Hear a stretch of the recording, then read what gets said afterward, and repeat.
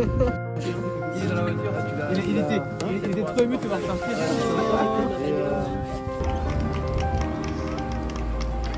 Alors, on est sur le trimaran SVR Les Arctiques. Tous les 6, on est parti de Concarneau il y a 1 heure.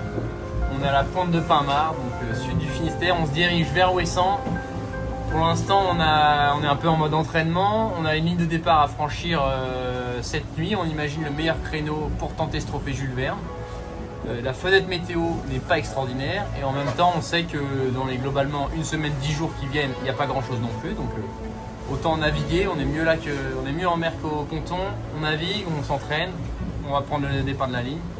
On essaye et avec un peu de chance, si ça s'ouvre dans le bon sens au niveau météo, ça peut être favorable. Donc on y croit.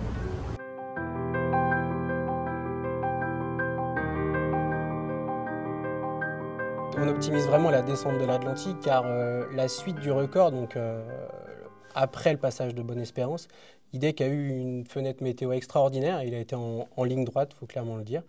Et donc il est vraiment important d'avoir du gain en amont du passage de Bonne-Espérance.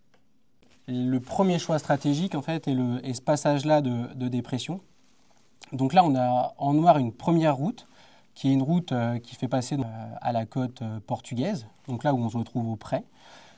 Alors qu'on peut penser à faire une autre route qu'on est en train d'étudier actuellement, qui est de traverser d'abord cette zone sans vent, puis de se retrouver au portant, donc à des allures plus rapides pour le trimaran SVR Les Arctiques. Le deuxième point stratégique est le passage de la dorsale, qui va plutôt être mercredi, enfin entre mardi et mercredi. Donc là, si on regarde sur l'écran, on a cette dorsale ici, donc cette zone sans vent. Et si on voit comment elle évolue, donc là on est mercredi à minuit, et on peut voir que mercredi à 9 h, cette zone sans vent, elle a mangé sur notre route. Et donc il est vraiment important d'aller le plus vite possible pour ne pas se faire manger par cette dorsale.